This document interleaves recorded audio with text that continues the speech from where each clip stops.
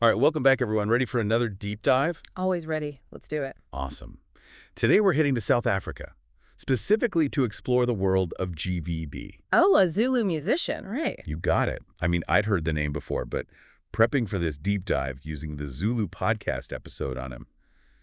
Wow, this guy's a legend, particularly in KwaZulu-Natal. I can imagine. His music must have something truly special to gain that kind of recognition. Well, that's what we're here to uncover. Not just the music itself, but what makes GVB so influential in South African culture. Sounds fascinating. I'm ready to learn. Me too. So first off, GVB was born in 1977 in Esho. And get this, his music career has already spanned over 2 decades. Wow, over 20 years. That's serious dedication to his craft. You don't reach that level of success without some real talent and staying power. Exactly. The podcast host even emphasized that he's basically a household name in South Africa, especially in KwaZulu-Natal. Got me really curious about what makes his music so captivating. So spill the beans. What did you learn about his musical style? Okay, so picture this. It's like he took the heart and soul of traditional Zulu music with those powerful vocals and rhythmic drumming. Yeah, I can almost hear it. And then he went and blended it with modern Afro-pop influences, creating this totally unique and fresh sound. Wow, that sounds incredible. Like tradition meets modern times all in one musical experience. Exactly. I think we need to let the music speak for itself. Absolutely. Let's hear it. Cue the music. Ooh, I like this already. Right. You can just feel that energy, those driving rhythms, the soulful vocals, and then bam, that modern twist comes in. It's infectious, so addictive. I can totally see why people love this.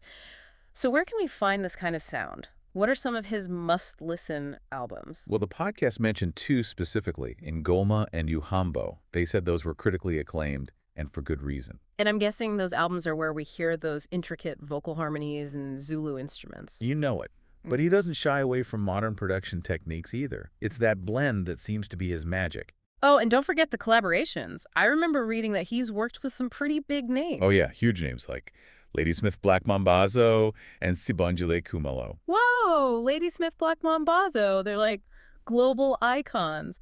It's amazing that he's had the chance to work with such influential artists. Right. It shows just how much respect he has within the music industry. Absolutely. And not just in the industry, but for his heritage, too. The podcast really stressed that GVB is a dedicated ambassador for Zulu culture.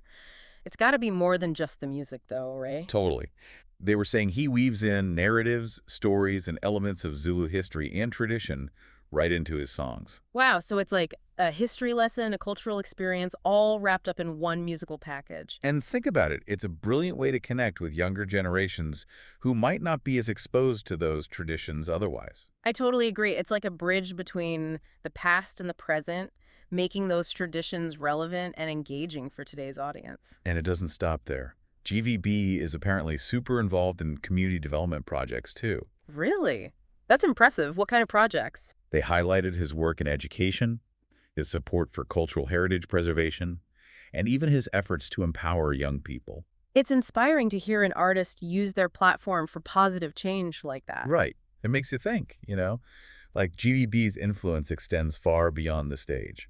He's truly a multifaceted artist, shaping the future while honoring the past. I love that. It makes you wonder, how can we each blend tradition and modernity in our own lives? What are little ways we can connect with our heritage? That's the perfect question for our listeners to ponder. And hey, while they're thinking, maybe they can put on some GVB and let his music take them on a journey through Zulu culture. Definitely worth a listen. This deep dive has been an eye-opener. Absolutely. Until next time, everyone, keep exploring. And keep diving deep.